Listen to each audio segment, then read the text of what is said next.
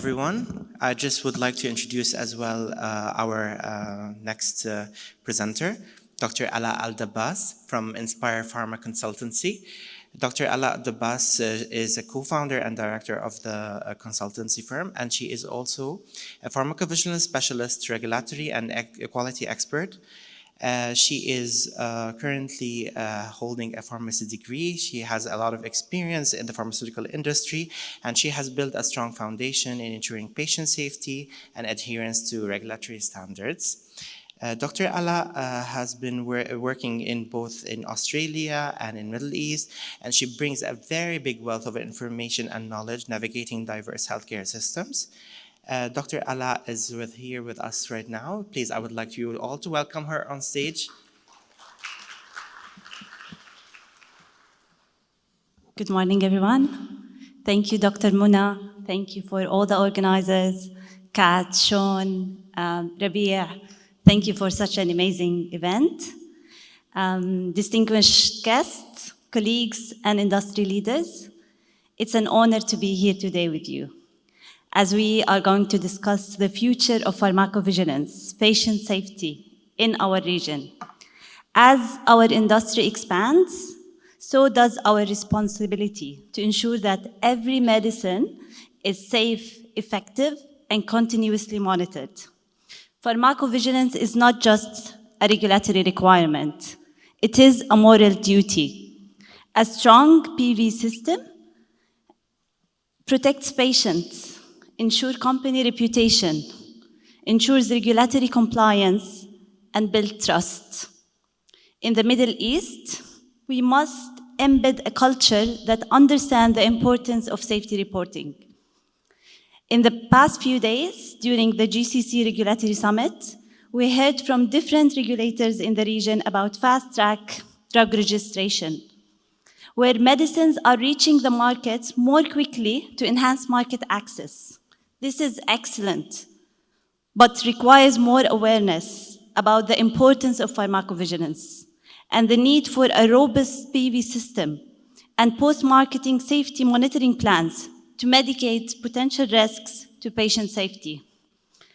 Underreporting in the region raised concern about the level of awareness regarding pharmacovigilance among both consumers and healthcare professionals.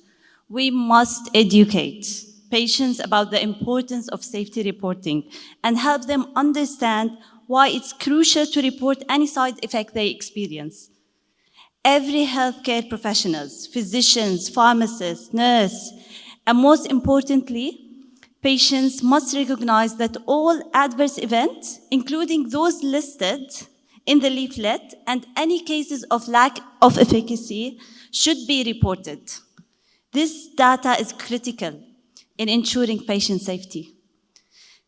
Pharmacovigilance departments in other regions, such as Australia, are extremely busy, handling large volume of cases. We should expect similar number of cases here in the region. By making reporting more accessible and raising awareness, we empower patients to actively contribute to drug safety.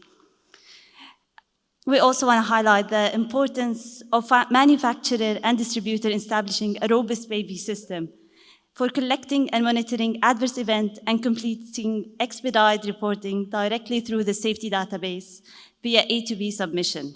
This provides a database for signal detection and ensure compliance. Thank you guys for joining us, and I hope you can take the best out of this day. Thank you.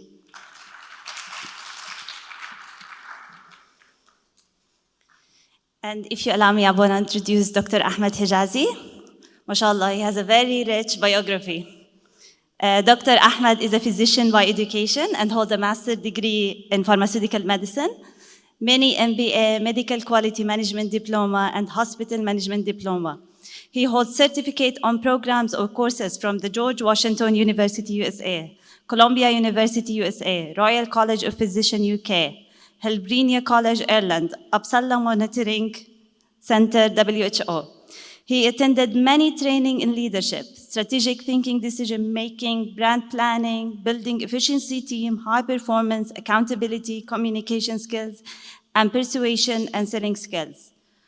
Moreover, he attended courses in outcome research and health economics, drug discovery and development, medical ethics, biostatistics, research methodology, regulatory affairs, medical affairs, and pharmacovigilance. Dr. Ahmed has been trained on ISO 9001-2015 Quality Lead Auditor certification and Lean and Six Sigma Green Belt holder. Dr. Ahmed received various awards and recognition in innovation. Upjohn Award, Achievement, and others. He had scientific publication in international journals, advisory board, committee member, or member to international scientific journals, association, and conference. He's a member of Emirates Medical Association. He's a member of Emirates Health Economics Society. He's a member of the ISOP Society and was a committee member of the ISOP Middle East chapter. He was invited as a speaker for hundreds of local, regional, international events, and on TV as well as various online programs. He attended numerous, more than 100 conferences and events. He owns more than 25 years of wealthy experience in pharmaceutical industry in different regions, and still on. He's an expert in the medical affair, and he worked for 11 years in various positions in the medical affair, senior manager, regional manager, and head, in which he got experience in all MA roles, clinical research, governance, compliance, quality. He possesses strong medical knowledge in various therapeutic areas and many product portfolios. And currently, he conducts medical development program. Currently, he's a consultant for medical affairs and pharmacovigilance for global, regional, and local companies, and senior auditor for an international EU-based firm, speaker, lecturer, and trainer for some college, companies, and health authorities. Please, let's all welcome Dr. Ahmed.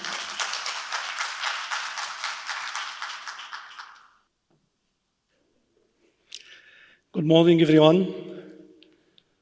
I think we finished the session with this long introduction, so you made me shy, actually. Hello, everyone. You know, it's now 10 years having this event, okay? And I see year after year, because I am with this event since its beginning.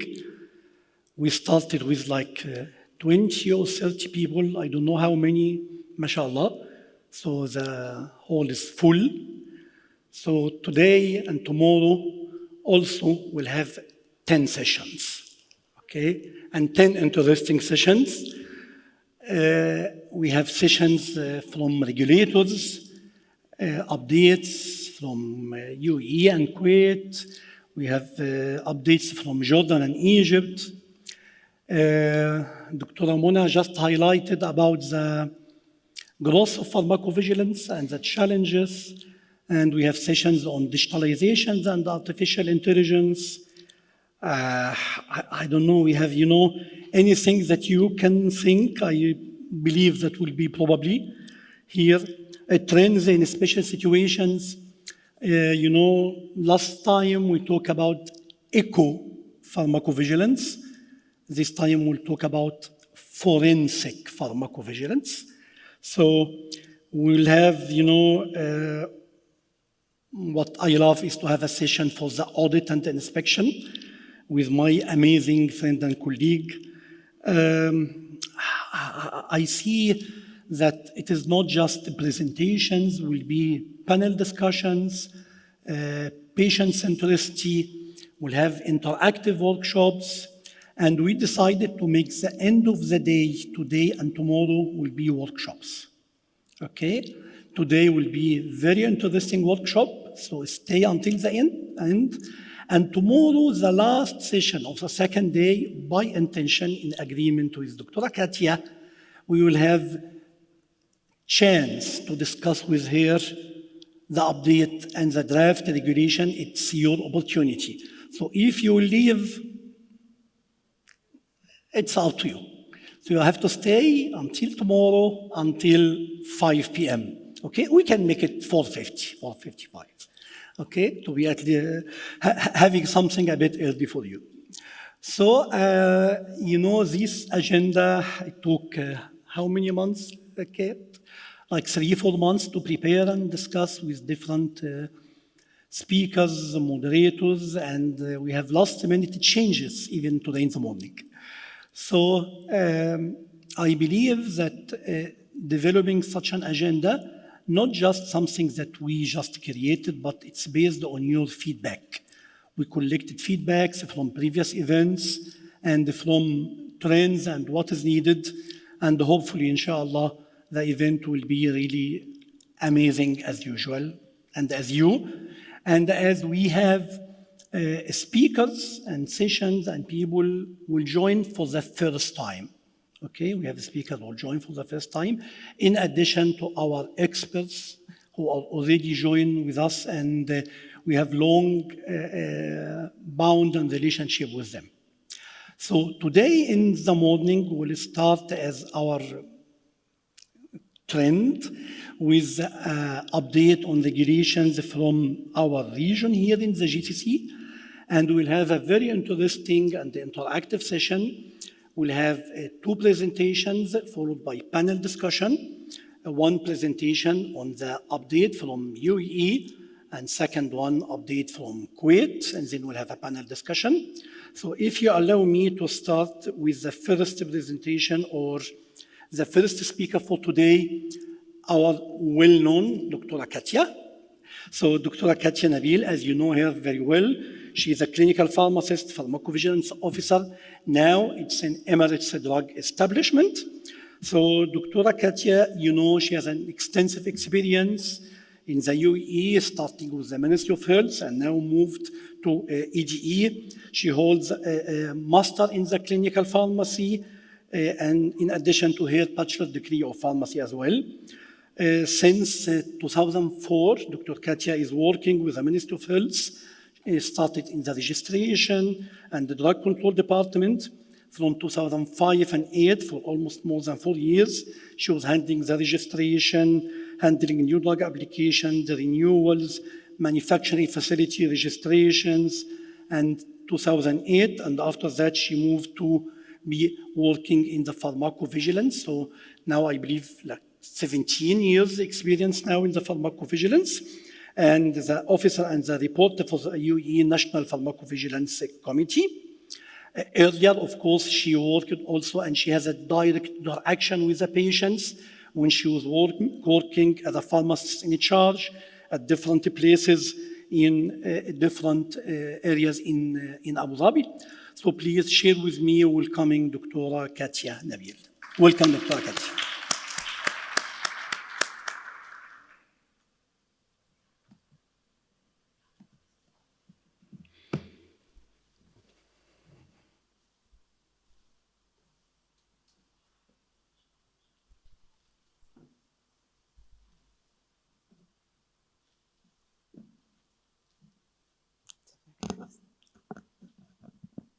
Good morning.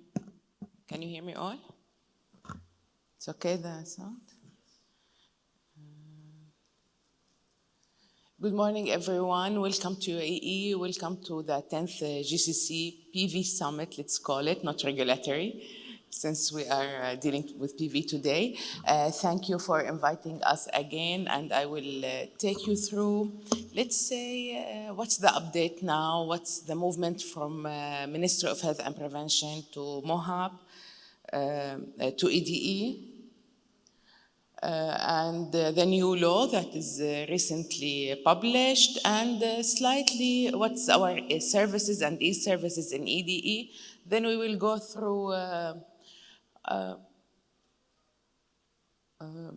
some of the updates on the guideline, because we will discuss the guideline, and let's say we will discuss the guideline tomorrow. That's more than enough.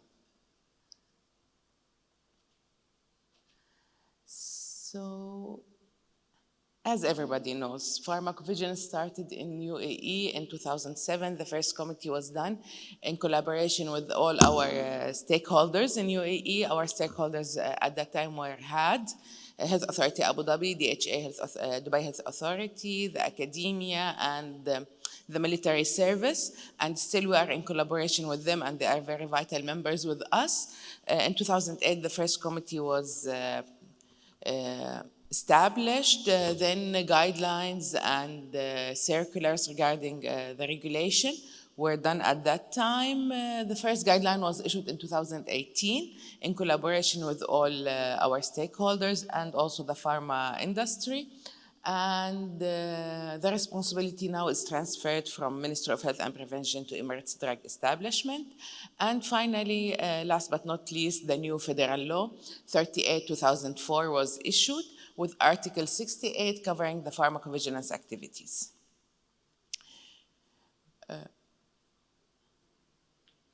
What is the PV Center? It is the National Pharmacovigilance Center in Emirates Drug Establishment.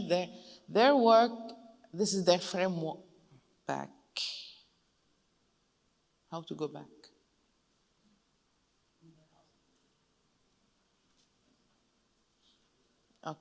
Okay, done.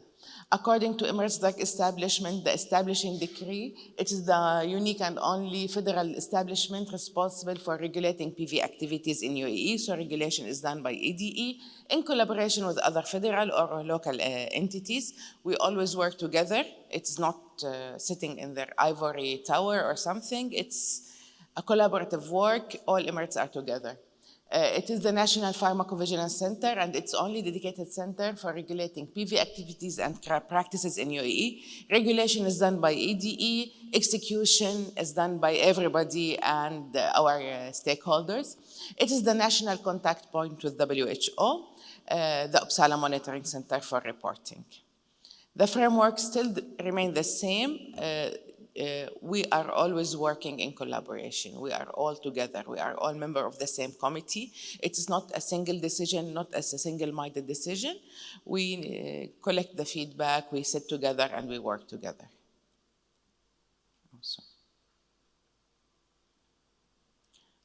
What are our services in UAE? We monitor and evaluate safety reports, review pharmacovigilance system master file, PV plans for new drug applications, register or renew QPPVs and LSRs and their deputies, review or approve the risk management plans, review and approve the risk minimization plans, review the PSURs, and we will do PV audits in the future. Not in the future, this year, recent. The e-services till now, all the other services will be automated by end of this year maximum, as per Prime Minister's Office decision, but the electronic services till now is approval of pharmacovigilance officer in UAE, evaluating pharmacovigilance and plan for medicinal product, pharmaceutical companies and their subsidiaries in the UAE, and the last is reporting of side effects of medicine and medicinal product within the UAE. If I take you through just quickly the descriptions, this is approval of PV officer in the UAE. The service allows the marketing authorization holders to submit an application to approve and register their QPPV, qualified person for PV officers. The process is that you log into EDE website, go to services using UAE Pass. Then you, as you can see, then you log to services, approval of PV officer in UAE. You apply and submit the documents. If the application is approved, approval will be issued. What's the required document? I think most of us know by now what's the required documents. Appointment letter from the MAH. The PV officer should be holding a degree of a physician or a pharmacist, PharmD, clinical pharmacist. Have sufficient training, proof of submitting reports or clarification if there's a lack of reporting a new company, no product still not marketed. It should be proving that there is a system of PV going on in the company.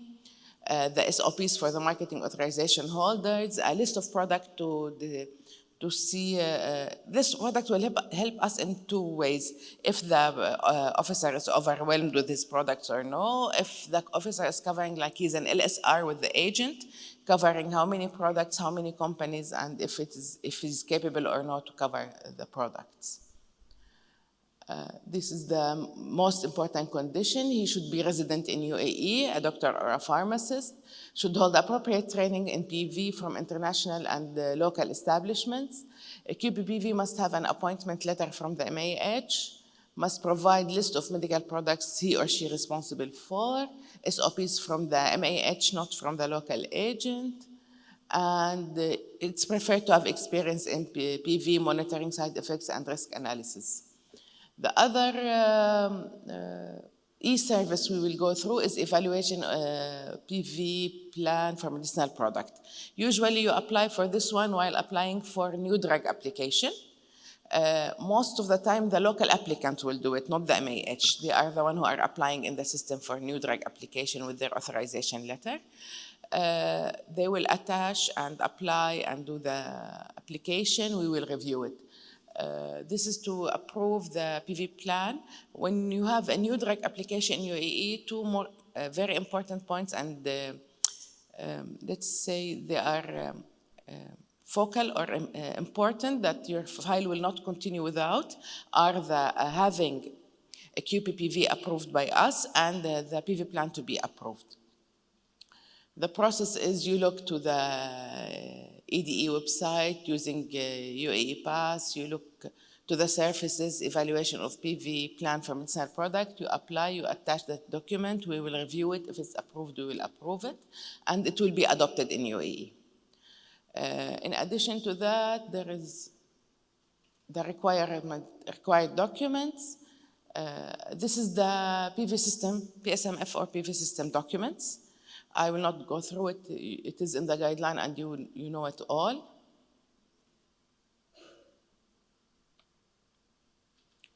There is one update on the PSMF. We are no more, as per the new guideline, we are no more accepting summary of the PSMF for international products. So we will discuss it tomorrow, but it is, now we need the full PSMF. As you see, the requirement here is appointment of qualified person, certification that the role and responsibility are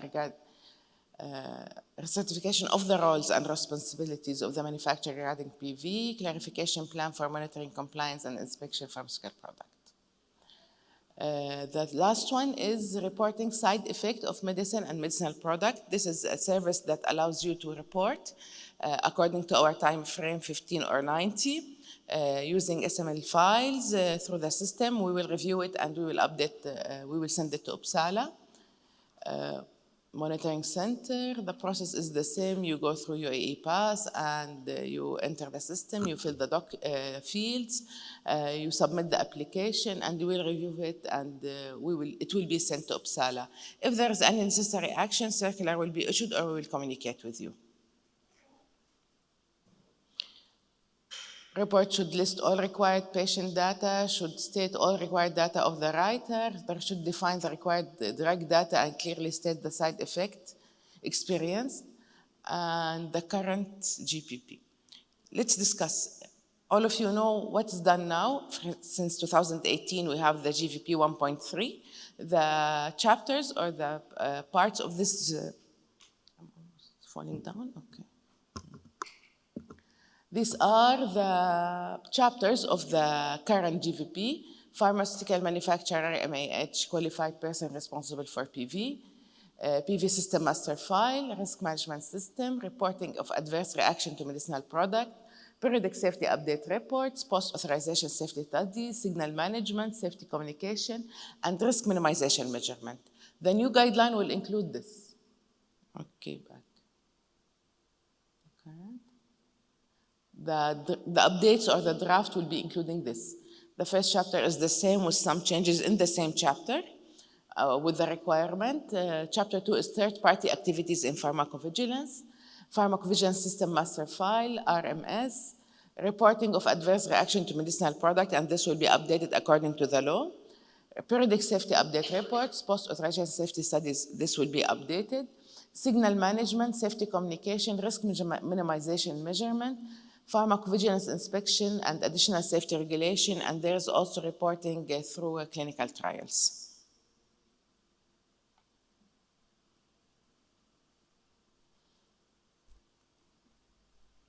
This made a big confusion at the time of the law issuance and publishing.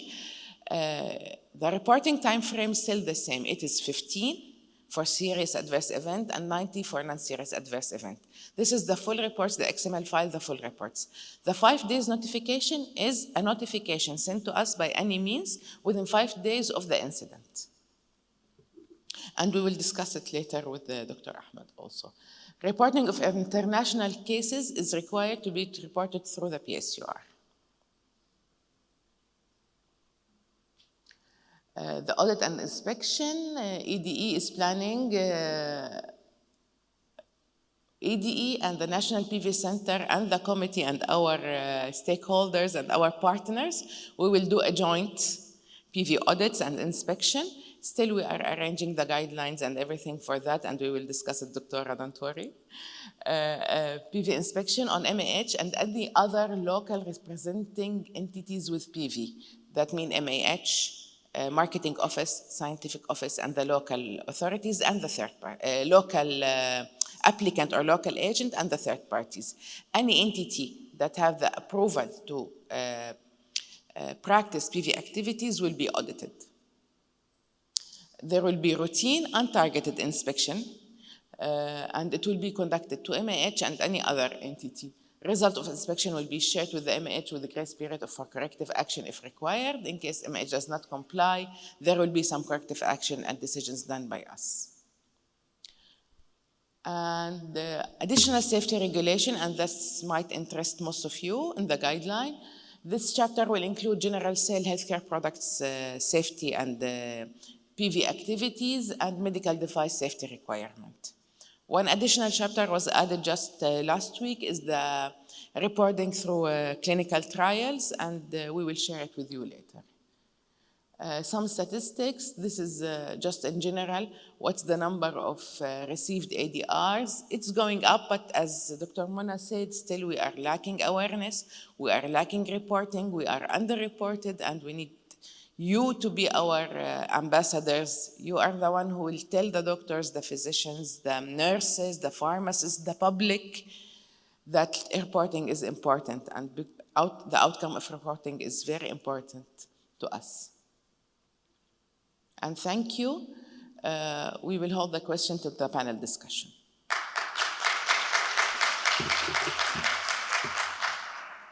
Thank you so much, Dr. Katya. It was really focused and to the point. And you highlighted the 5 days. This is a question that have been asked in. So Dr. Katya mentioned 5 days, it's just the notification. So they want to be notified for 5 days. It could be an email, it could be just an email, yeah. No need to have a full report, but it could be something really simple, okay? Thank you so much, really appreciate. And our next speaker, Dr. Reem El Essa. So Dr. Reem is always with us in the event. And this time also she will give us updates on the Kuwait regulation, because you all know that we have some recent updates in Kuwait. Dr. Reem El Essa, she has a PhD in pharmaceutical regulations. She has an MBA in general and strategic management, master in pharmacovigilance and pharmacoepidemiology. And congratulations, recently has another third master degree for health economics and pharmacoeconomics, in addition to her bachelor degree of pharmacy with honor. Dr. Reem, she has really long diversified experience in both government and the private sectors in Kuwait. She started her career in Kuwait Ministry of Health, Drug, Food and Control, Pharmaceutical, Herbal Medicine Registration and the Control Administration, holding the posting of Drug Registration Superintendent. She was appointed in the position for the coordination and development Superintendent at the Pharmaceutical Services Administration, and then became the Director for Drug Inspection Administration, in addition holding her role as a Pharmacovigilance Superintendent in Kuwait Office for Pharmacovigilance Surveillance. A lot of responsibilities, Dr. Reem. So please share with me, welcoming Dr. Reem.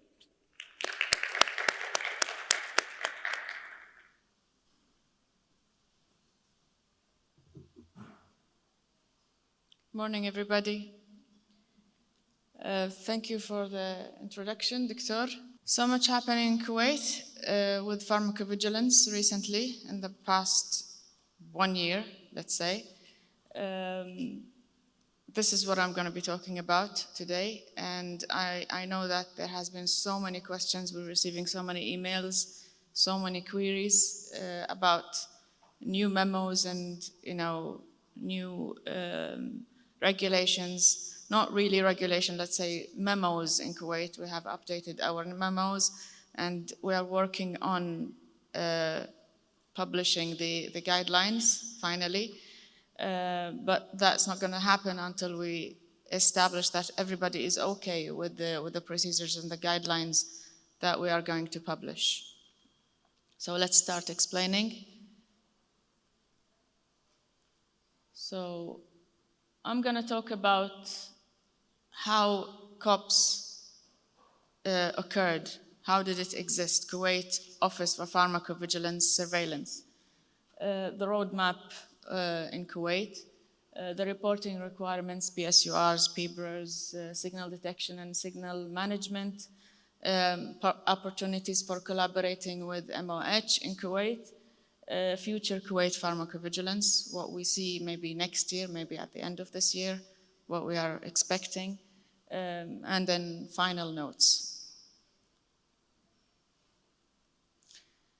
So the ministerial decree was published in 2023, around October 2023, to have an Office for Pharmacovigilance Surveillance. Pharmacovigilance was a little unit under the registration department for so many years.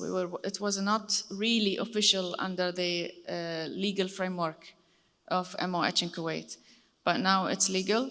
It's part of the MOH structure in Kuwait, and a ministerial decree was published in October 2023, saying that we exist now as COPS. The transition phase took around 1 year, assigning new staff.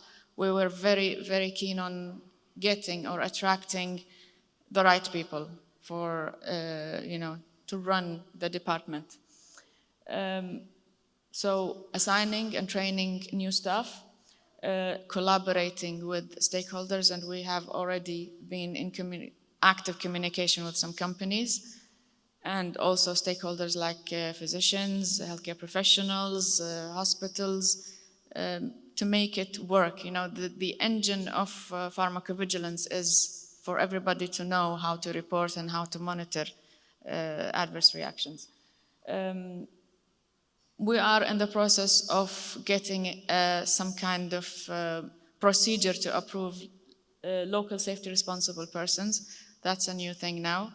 And also we are communicating our memos and regulations to the local safety responsible persons, of course, after they are being approved. This is the roadmap starting 2003. There was a committee in 2003 that was dissolved immediately after the committee because the pharmacovigilance was very new at the time, and then re-established again as a committee for ADR reporting and monitoring in 2007. And then in 2012, when the GCC enforced the PV guidelines, and I think the implementation was in 2016, if I'm fully implemented as an Arab guideline. The 2019 proposal for PV legal framework was submitted in Kuwait. In March 2019, there was a training campaign for healthcare professionals in hospitals. In July 2018, the Kuwait Pharmacovigilance Task Force was established. In May 2018, Kuwait became an associate member in WHO. I think I'm going backward.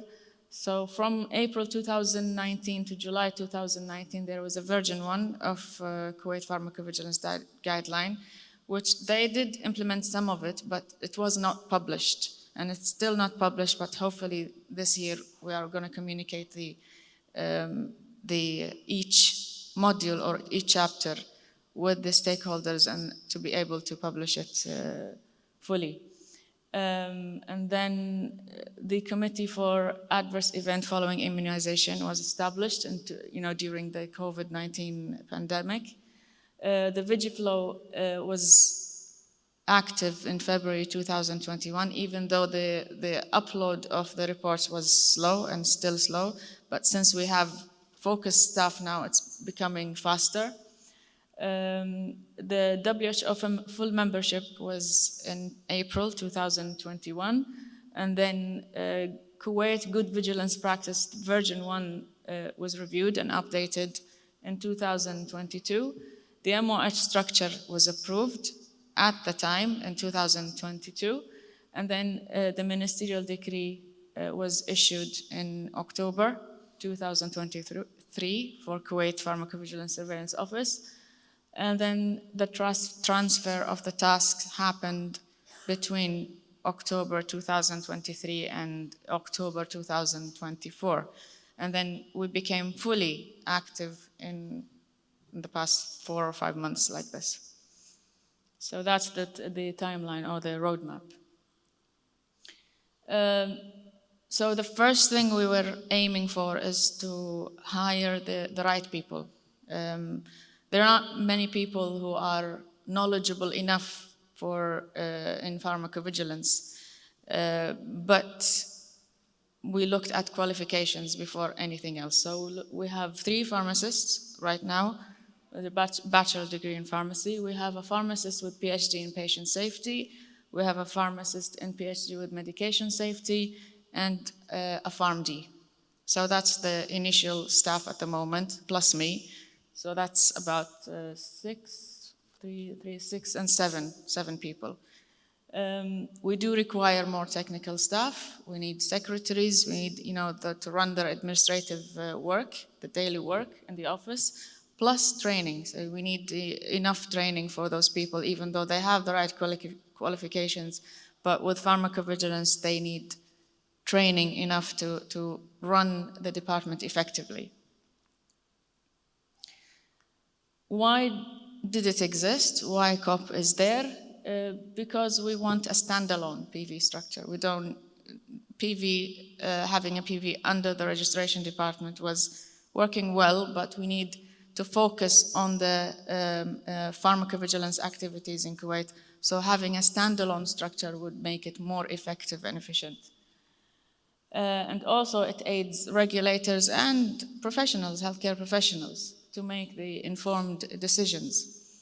And also we would like to align with international standards. The effective date, I know that everybody wants to know the effective date of implementation of the guidelines. It's soon, inshallah. But the first thing we would like to have is to have UAE, the pharmacovigilance officer, local safety responsible person.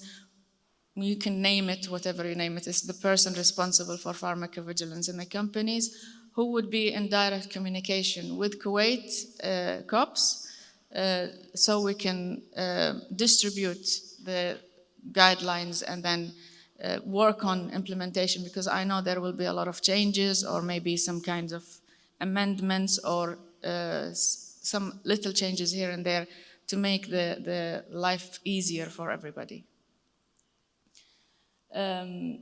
So for the local safety responsible person, we need the LSR to be qualified, who has the right qualification and experience, proof of training. We don't enforce some kind of requirements to train them, but we need to approve that they have been trained on PV, place of residence and contact details, and the confirmation of availability and any delicate staff, somebody who is available if they are on vacation or on leave or something.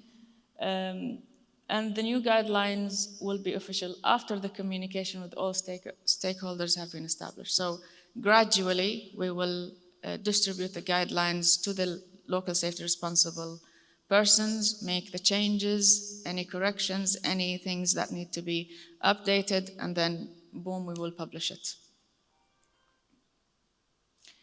Yes, there is a grace period. I'm sure there is, so many people are going to ask me, is there a grace period to implement yes, there will be a grace period.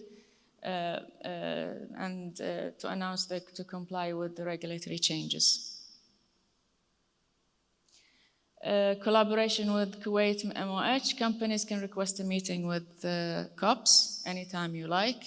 We're available if you have any questions to discuss regulatory requirements and guidelines associated with PV. We are available, and I will show you the contact details. We have new contact details in addition to the email that you already know.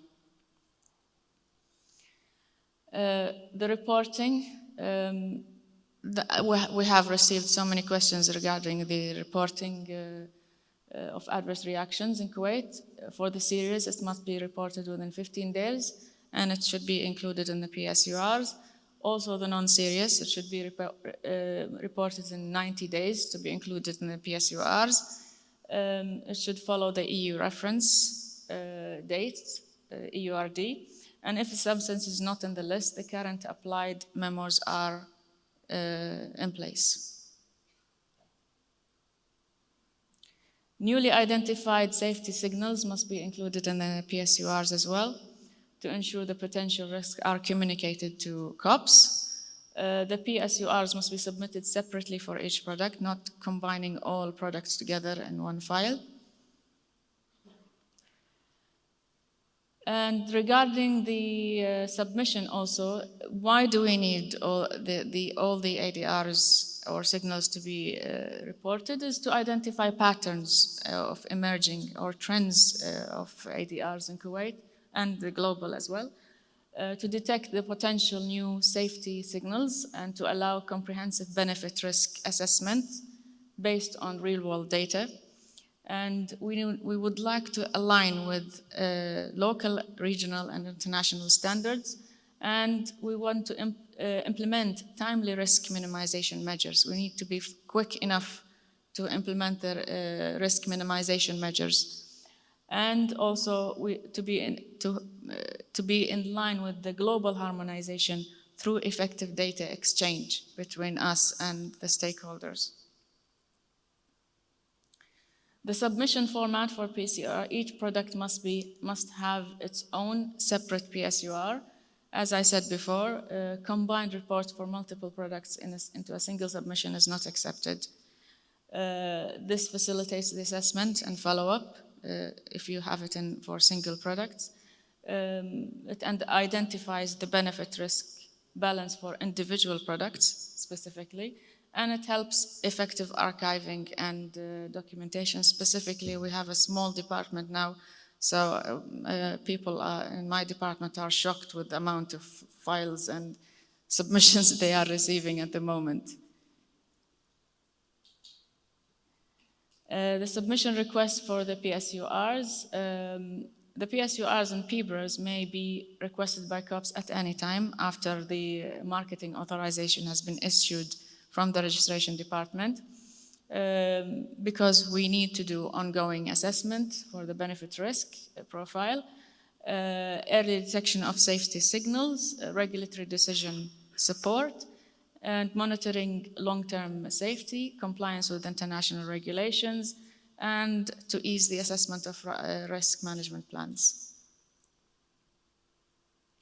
For dear healthcare professional letter submissions, if a company issues Dear Healthcare Professional letter globally, it shall be assessed and approved first by COPS before it's disseminated to the healthcare professionals to ensure consistency and reliability and accuracy of the information, to have some kind of regulatory insight for public health protection. We want to make sure that the information is known, is correct, is accurate, it's complete, nothing is missed before it goes to the physicians and the healthcare professionals.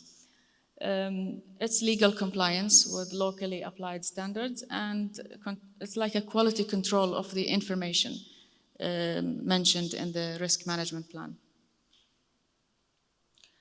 Post-authorization safety studies, it's there, we have it in the guideline, but I don't think we will enforce anything at the moment, unless something as a serious issue comes up that will, have us ask the companies to perform post-authorization safety studies. But if you have if there is an issue and you would like to have a voluntary submission for pass, we will not say no, we will accept it.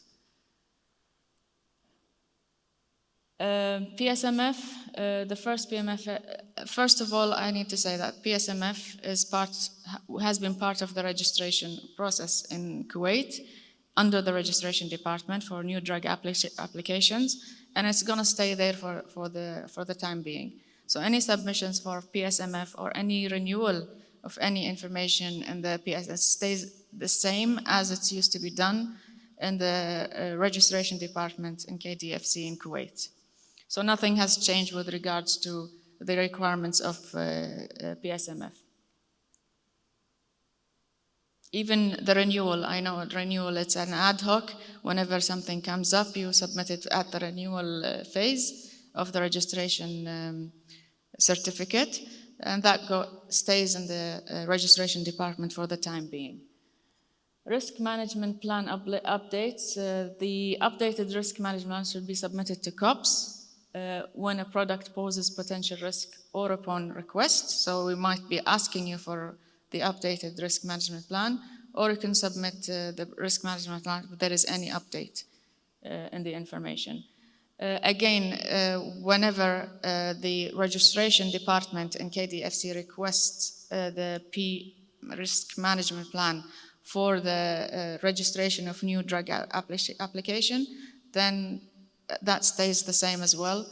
We will not take this part at the moment, but any updates during the life cycle or the lifetime of the registration certificate, we will ask you, or you can submit the risk management plan, the updates, to COPS whenever it's available. One point here, REMS. I know that people have seen REMS, the word REM in the guideline or the memo that we have distributed. This was a phrase that we used internally to differentiate, because the staff is new at the moment. So to differentiate between the risk management plan that is submitted to the registration department and the updated information that we have submitted in COPS. So we call it risk evaluation minimization strategies in Kuwait. That's not related to what happens in US FDA. It's an internal phrase that we use. So just to clarify this. Future of pharmacovigilance.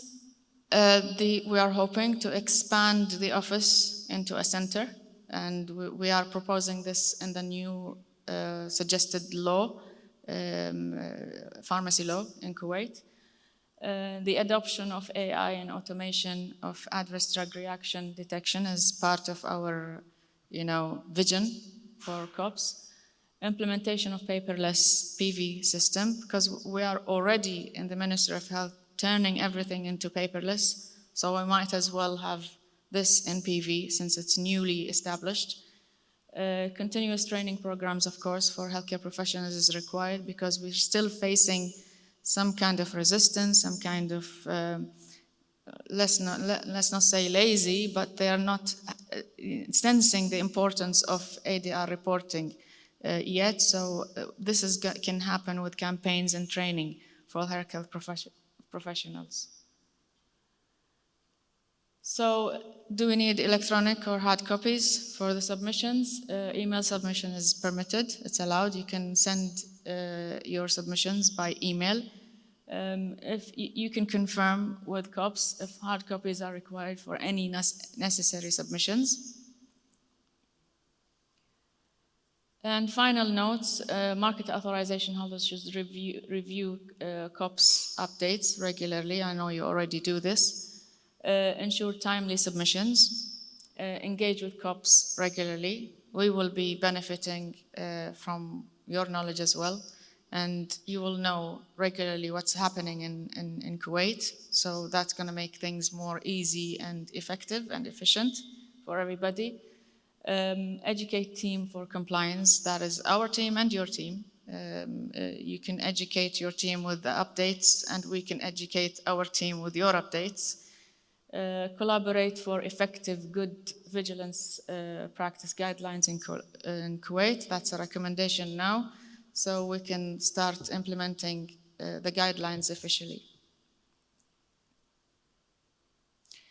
These are the communication channels. You already know the first one, ADR reporting at moh.gov.kw, so we use this one for reports only.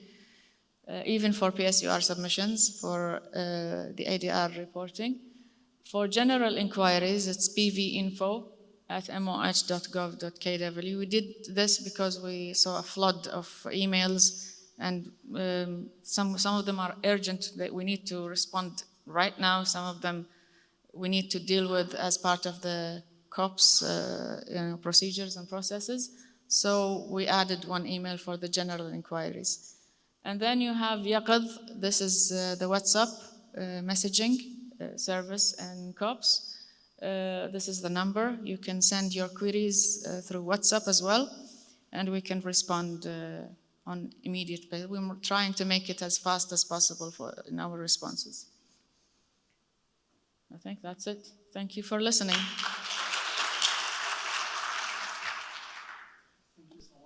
Thank you so much, Dr. Reem, for your presentation and your updates. I believe it was very, very clear. And I invite Dr. Katya as well to the panel discussion. In addition also to my dearest colleague, Reem El Essa. So we'll have also the chance to not just to hear from the regulators, but also we need to see the opinion from the pharma industry. And quickly, I would like to introduce my dearest colleague, Joelle. Currently, she's working in Asino, Middle East Africa, Pharmacovigilance Director for Middle East Africa, Turkey, Africa. Turkey, yeah. So it's a quite big region. And she is a local officer also for the UAE and Oman. Joelle has really more than 18 years of experience in the pharma industry in different positions, starting in regulatory affairs, research and development in Europe and Netherlands, where she lived, I think, for like 10 years there. And she has the different various regional roles as head of RA and PV in Astellas before she moved to Asino. I believe that Joelle had really a great experience that will add and enrich our discussion. Joelle is a pharmacist graduate from the St. Joseph University in Beirut. In addition, she has a master's degree in the Drug Innovation, Research and Development from University of Utrecht. Okay, good, in the Netherlands. Please share with me welcoming Joelle, please.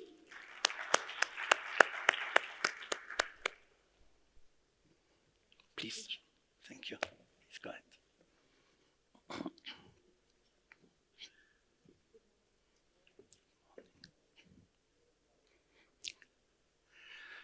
Hello. So if you allow me to start with a question, and then we'll open the floor for discussion. And because I would like to hear from Joelle first.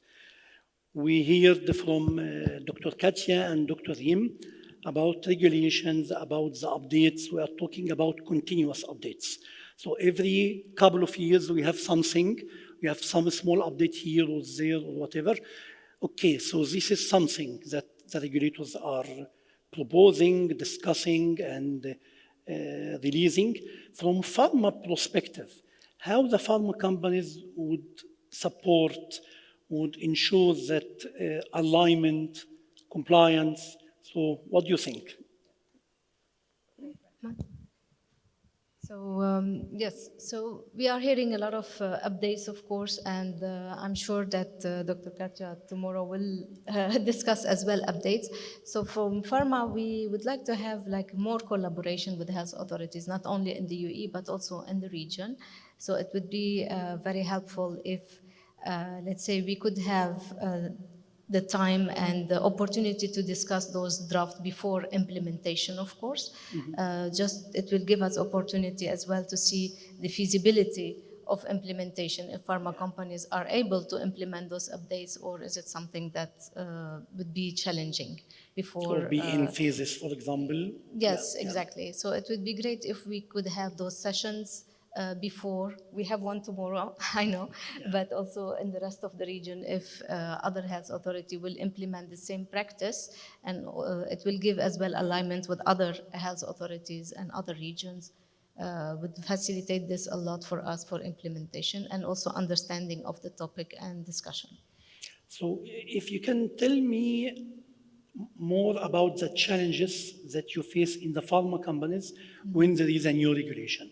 So for example, something that it didn't happen in our region, but you have to do this. Okay, so what about your resources, Yeah, we faced something in the past, specifically in Saudi Arabia. You know, SFDA, they have very strict regulations that are similar to Europe, and they requested us to submit signal detection within timelines that is even stricter than Europe. So they have implemented that, and that was not possible for our colleagues in Europe even to meet this timeline and this deadline. So, yeah.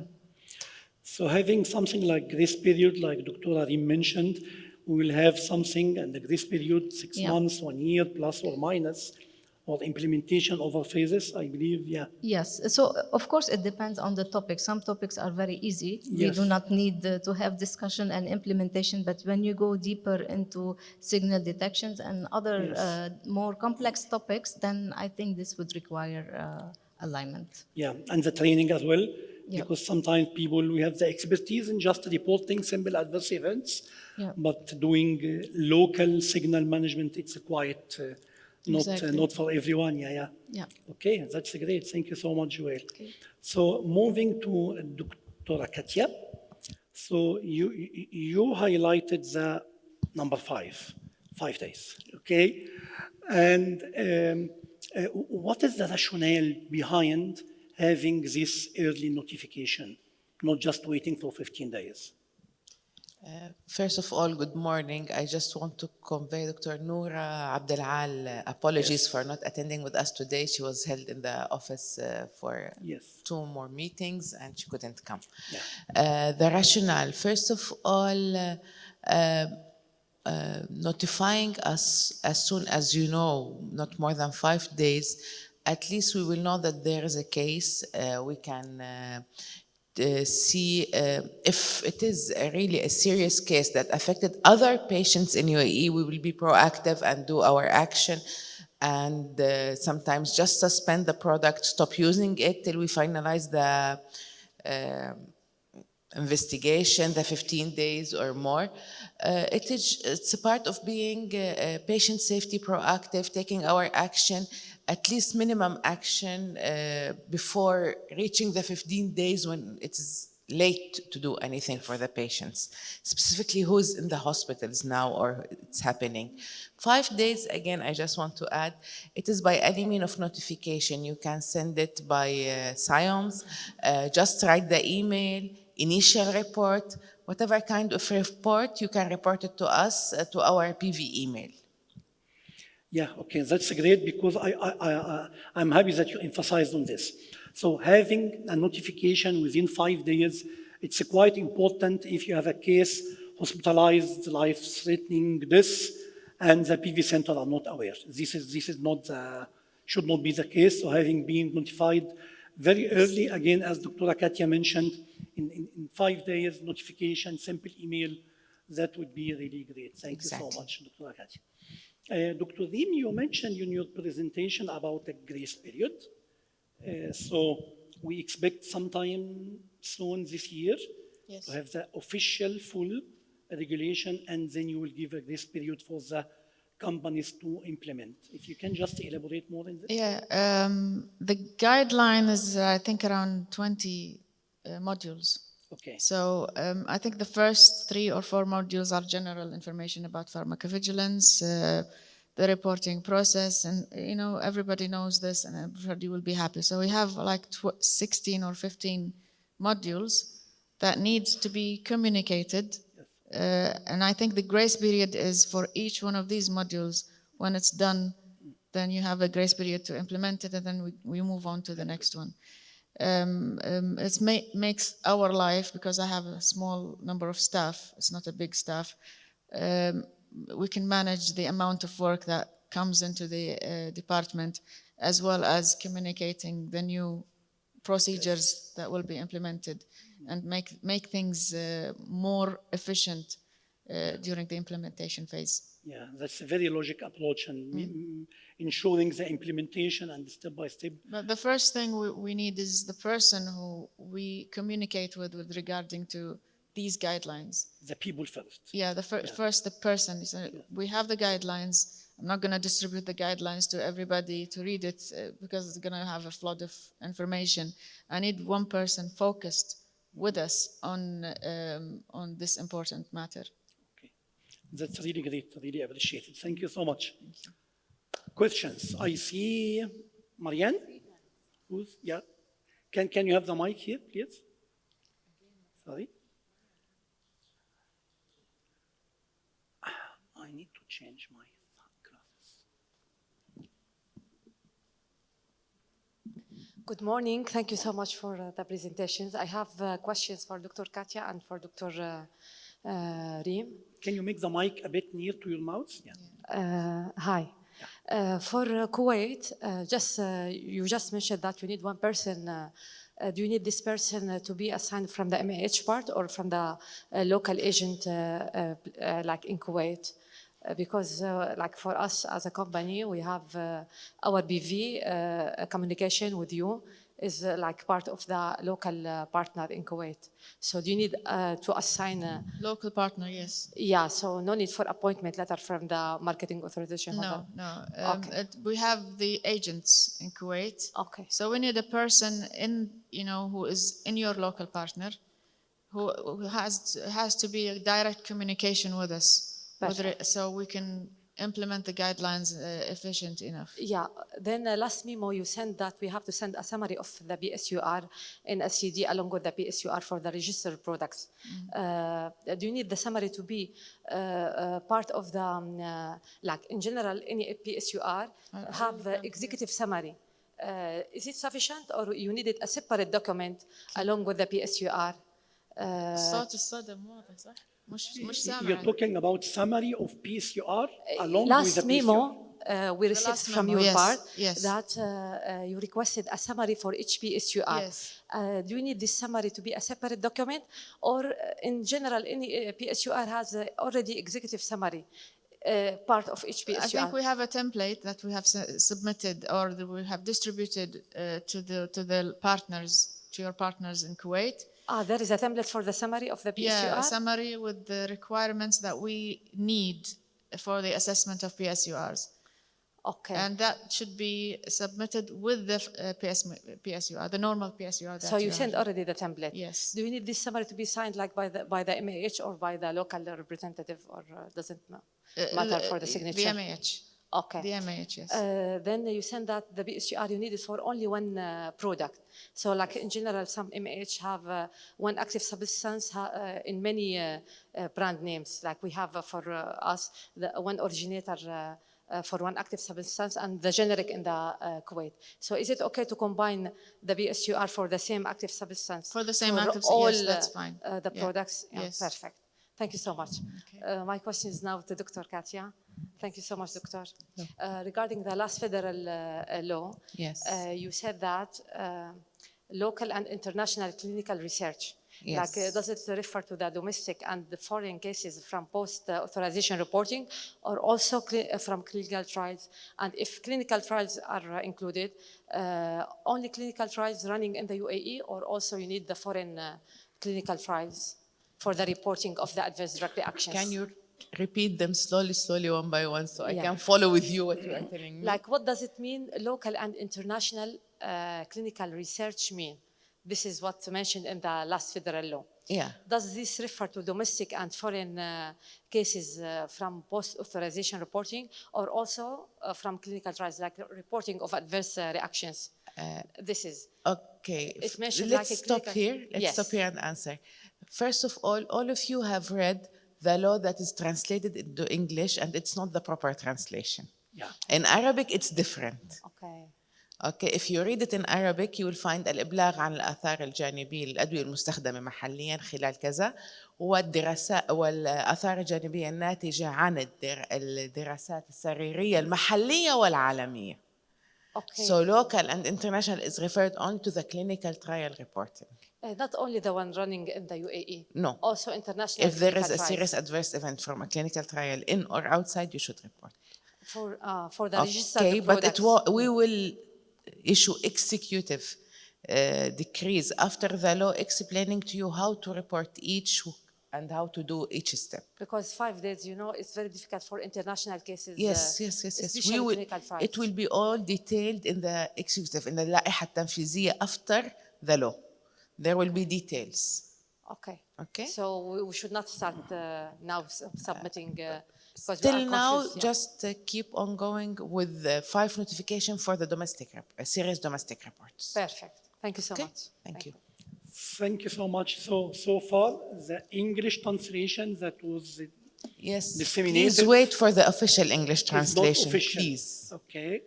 Okay. So the meaning is a Arabic bit is so different yeah. than English. Okay, so this is something, yeah. Thank you so much. Marwa?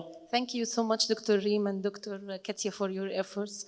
My question, first question for Dr. Katya, I would like to ask whether there are any pharmacovigilance or reporting requirements for pharmaceutical products that are classified locally as medical devices, such as dialysis fluids. Should the products follow medical device vigilance requirements, or are there any specific pharmacovigilance obligation that still apply? Additionally, would such a product be exempted from local pharmacovigilance obligations in UAE? Thank you for the question. According to our new guideline, there will be a checklist for medical device safety reporting and the practices, and it will be with a grace period, but we will start implementing medical device vigilance. Yeah. So the reporting will be same 5 days? No. It is in the checklist. It's different. There is a different requirement. Even it is not this much mandating like conventional medicine. It is different. When we go through the guideline tomorrow, you will check it. You will see it. Thank you, Dr. Katya. My question for Dr. Reem, I would like to ask whether the safety updates of product labels, including changes to safety information, will affect the importation process in Kuwait, specifically since label changes may lead to updates in article numbers or codes. Will the importation requirements be based on the article numbers or only the product name, or both of them? I think the product name and the number will be something that you have to submit. And regarding to the changes in labels and the safety information and labels, warnings, precautions, we need to be notified of this in COPS. What the procedure at the moment that we do is we take in the notification, we assess it, and then we submit the summary to the registration department. And they will, I would say, they would communicate with the MAH or the local partners to update the information as a variation process, submission for variation, if there is any changes in the labels. That is what we are at the moment doing as a procedure, because everything is moving in a transition phase from the registration to COPS. Thank you so much. Thank you. Yeah, okay, please, Dr. Katya. Dr. Katya has a question. Okay, this is for Joel actually. From your pharma industry and your point of view, what do you think us as authorities can do to enhance the collaboration between us? I know that you are keen to help and assist. From our side, what do you think we should do? I think now the most challenge that we are facing is the increasing of reporting. So, we have been trying in the past years to increase the reporting of adverse events, and we have done a lot of efforts training our sales reps and increasing the awareness, having annual awareness trainings and all that. But we see still that maybe from a culture perspective, I don't know what is the exact problem, but I think we would need as well the help of the health authorities in the region, also of course in the UAE, but also the other regions to help increasing awareness maybe by healthcare professionals and patients as well. So is there any possibility or resources or any programs that you can promote or make mandatory, let's say, for healthcare professionals, at least for KOLs? Now, for us, it is now mandated by law. And healthcare professionals are mentioned in the law. Yeah. They have to report just like companies. Exactly. It is mentioned. ممارسي الرعاية الصحية والمستشفيات الحكومية والخاصة. So this is what we try to do. But yes, training and awareness is very important. Yeah. And hopefully we will do that. But we need to work together. Yes. Us, pharma, and other local authorities in UAE. In the guidelines, we're not enforcing this on the healthcare professionals. We're still voluntary for them to submit the reports. But what we thought is, as a way to encourage them to report, is to have focal points for the 4 COPs in each one of these health institutions. Like, for example, we have, I don't know how many hospitals in Kuwait, government hospitals and private hospitals. We are requesting focal points. It's like a QPPV or an LSR in these hospitals where they communicate directly with us. It's the same idea as having a specific person in the local partners of MAH.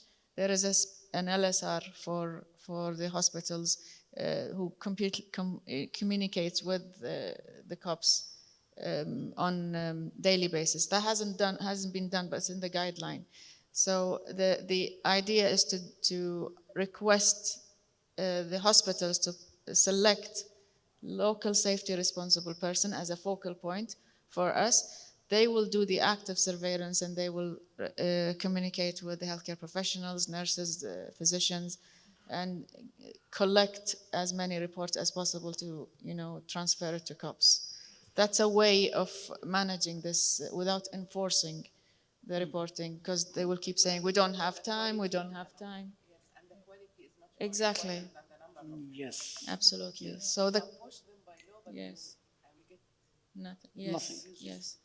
Duplicate reports, some information that we don't require in the reports. We can find issues that, eventually you will find out that this report is invalid, so we don't accept it. It's a lot of hassle, and we have a small number of people. So if we pick people and train them in the health institutions, that would be a better idea for encouraging the reports. I totally agree, because I can tell you a quick story. A few years ago, I was in a meeting in Côte d'Ivoire, 300 doctors from 15 countries in Africa, gynecologists, oncologists, cardiologists, all are consultants, 40, 45, 50 years old. I have to repeat my presentation 5 times. And each time before I start my presentation, I asked one question. Have you ever in your life attended any lecture or any presentation about something called pharmacovigilance or drug safety or patient safety or whatever? And the answer was no. 300 doctors in Africa. Last year, I had more or less the same in a big hostel in Egypt. And I asked it, they were like 50, 60 doctors. And then I found 2 people raised their hands. I was so happy. And I asked them, and they were clinical pharmacists. Okay, so no one of the physicians, no one of the nurses, and only clinical pharmacists, okay? And in this hostel, they have those 2 people after that. One is the PV officer or safety officer, and one is the deputy, which is, I believe, ideally should be a clinical pharmacist or someone. I believe this is a very, very good approach to have contact points and train them, involve them, and then we give them slides or material, and then they train the hostel staff, pharmacist, physician, nurses. Nurses are very important because the doctors, they don't have time, okay? Yeah, training nurses, collaboration also with academia. Because as a physician, I never attended any lecture when I was a medical student about pharmacovigilance and nothing at all. Now it's part of the curriculum in the academia. in some pharmacy college, but not in medical school and not in nursing. Yeah. So we need also to focus on these two, the physicians and the nurses, because I believe nurses are very important. Because in some countries, when I was dealing, the nurses, they played very big role, yeah. It has entered the curriculum, but it's as like one lecture or one little. It's not enough. It's not enough. Yeah.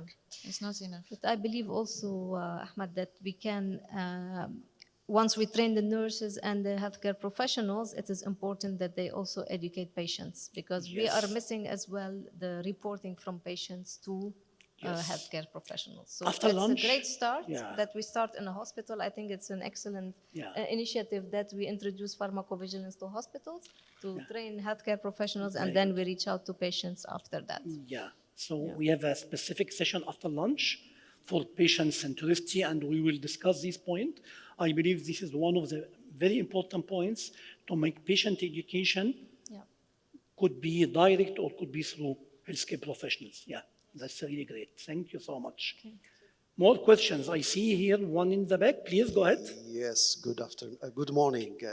Can you raise your voice, please? Yeah. Yes, it's okay now? Yeah. My question is for Dr. Reem from Kuwait. Congratulations for settling the PV center. Thank you. And I would like to ask you, it's an administrative question actually. For the PV officers, as you have no scientific offices exist in Kuwait, through the distributor. Now, if the distributor won't be able to hire an PV officer due to the financial expansion and so on, is Kuwait considering in their guidelines for the distributors to outsource these services? And what are the legislations for outsourcing for companies to do such services? Just provide me with the requirements for the contact person that is going to communicate directly with me. I think most of the distributors, they already have the person who communicates with the authority at the moment. This is the time I've been working 1 year in this area, so I think most of the distributors, I'm not going to say all, let's say most of them, they have somebody there who is communicating directly with us. So if this is the person who is appointed to communicate with the authority, all we need is their details and the requirements that we mentioned in the lecture, the presentation. Yes. So it is possible. We can consider it's possible. Thank you. So it could be a regulatory person and PV at the same time? I think this is the case. The regulatory person is the person who is communicating with COPS at the moment. Yeah, okay, great, thank you. I think someone is raising the hand. 1, 2, 3, oh my God. 4, 5. Okay, we have like 7 minutes. Hi. Hi. Maybe I'm not expert in PV, but I'm of commercial background. But I have one question. First of all, recognition for UAE being, one of the leading one of the leading countries in fighting. Can you make the mic a bit near your mouth? You can hear me much better now? Okay. Yes, okay. So it's a special recognition for UAE being one of the leading countries in fighting counterfeit. So my question is related to counterfeit. In this, what we call it, fight against this counterfeit, what is the role of the PV department in EDE? This is one question. And the second one, is there any cooperation between quality department and PV departments within the EDE? Thank you. Thank you for your question. It's very important. Combating counterfeit is essential and major part of our services in EDE. It's part of the PV center, also services. Reporting for counterfeit is mentioned in the law and in our guideline again. We work in collaboration with our lab, quality control lab, with the registration department, with the inspectors, with the local authorities in Abu Dhabi and Dubai and Sharjah, and also the free zones. It is a major task. It's a task over UAE to combat counterfeit products and falsified products. Yeah. Yes. Great. In Kuwait, it's quite different. We have, as you might already know, I'm Director of Drug Inspection Administration, and I'm holding the pharmacovigilance as a superintendent. This specific area with counterfeit, it has two parts. It's the part where the patients are affected by the product, and that goes to PV, and the part where we actually inspected a place or we found a place ضبطية with أنا ما شنو الضبطية بالإنجليزي بس هي ضبطية Judiciary. Yes, yes. Where we find actually counterfeit products in a store or in a warehouse that is not approved by Kuwait MOH. And that has its own procedure and goes to the legal proceedings and court cases, and the person would be affected legally by this matter. If the counterfeit is actually found where patients are using them, this is another procedure that is taken by cops, where we actually deal with the patient himself and to make sure that they know they are well educated about what to take, where to buy the products, where are the places that are approved by MOH to buy or purchase the product from. And most of these products are creams, you know, weight loss medications, some antibiotics, some cosmetics and some skincare. Cosmetics, yeah, and that is always found by the Drug Inspection Administration. We have around 60 inspectors in drug inspection, where a lot of their roles is to look for counterfeit products in Kuwait. Yeah, okay. Thank you so much. There's a question about the quality interaction. Joel, if you would like to comment, quality and PV interaction.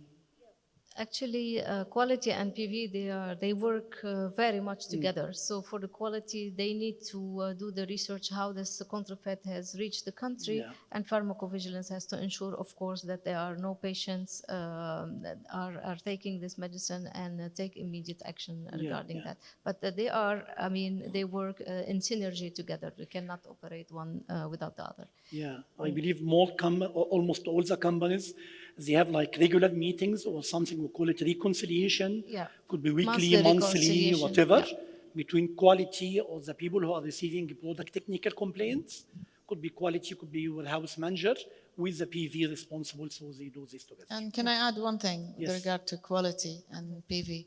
In Kuwait, we are trying to separate the two concepts.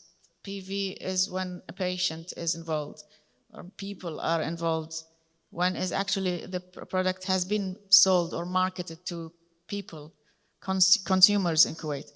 Whereas quality, for example, with the problem with NDMA, if nobody is taking the product that contains NDMA, there is no need for PV to get involved. It goes to the registration department, where they have quality control department, to make sure that the batches in Kuwait contain NDMA or this kind of ingredient. And then they deal with it with the inspection department, with the regulatory department, away from PV. PV is when patients are involved and patients have been harmed, or you expect that patients are to be harmed by this product. Yeah, that's great. So we can take one final question. Okay, so you have the mic, you are the lucky person. Yeah, I have the mic. Yeah. Okay. Can you hear me? So I'm Latifa Al-Marzouqi, Section Head of Pharmacovigilance and Drug Education at Department of Health at Abu Dhabi. Actually, here I don't have the question. Can you hear me? Yeah, I'm just echoing the panelists where they mention that the awareness and education, it's really important. Actually, the main role for pharmacovigilance, or the most important role, is communication. This is the baseline. So echoing Dr. Reem, where she said at Kuwait, they are having, or they will have, a focal point at hospital Actually, at Department of Health Abu Dhabi, this is our practice. We do have a focal points in each hospitals and clinics where Excellent. they report through electronic reporting system any adverse drug reactions suspected or adverse event following immunization or medication error, vaccine error. We really do have this system in place at Department of Health at Abu Dhabi.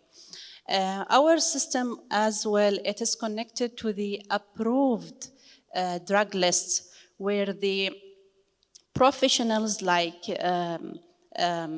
doctors, allied health, they can access using their own username and password, or they will be responsible on behalf of the facility to report to us. Such approach was conducted several years ago.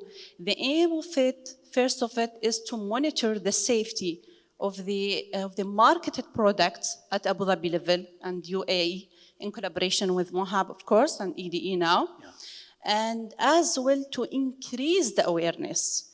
In another part, other than making the reporting electronically, we do have something called Abu Dhabi Pharmacovigilance Network, where we bring these focal points together with the pharma industry 3 times per year, and we do the awareness. After this awareness session, it's not only awareness that you take key messages to home and that's it. What we are expecting from those focal points is, again, they reflect what they learn at their facility level as well. Therefore, our reporting has been increased. It was like twice from what we have previously number we do have. Another approach, we really approach the academia. We approached Fatma College, we approached Khalifa University, where there is a pharmacovigilance curriculum now given to all pharmacy students. So just want to share this, echoing the panelists' suggestion. Really, thank you, and I love this. Thank really, you. Good, Thank you, good Dr. collaboration. Latifa. I just want to emphasize on what she said. Yes, exactly. The module in Abu Dhabi is going fast and going properly, and we are happy to study it again and apply it. We tried to apply it at Mohab time in the Northern Emirates, but it was a little bit, we had some challenges. Now we are activating it again.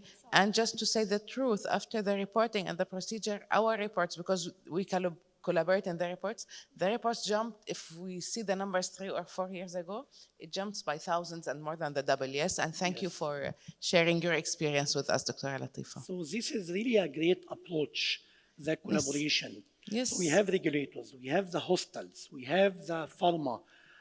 I myself, Joel, and I'm sure many of the PV experts who are sitting here are willing to train and make lectures and awareness. So including the academia, the students, healthcare professionals, we need to move forward strongly in a very organized, planned way, because we want to shift from just knowledge to behavior.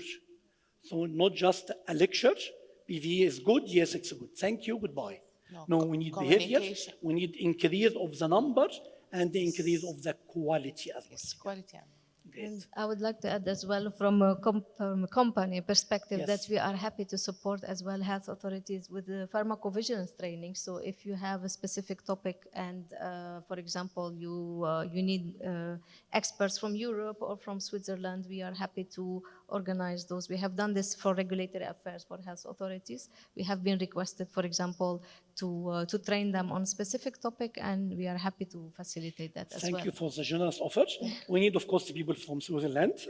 Switzerland, especially. Yeah, one final comment, Dr. Katya? No, thank you very much. Thank you for your offer again. And thank you all for being with us. You are our ambassadors in the pharma industry, and your sales will reach the doctors, and we'll do our part from our side to reach from the other side.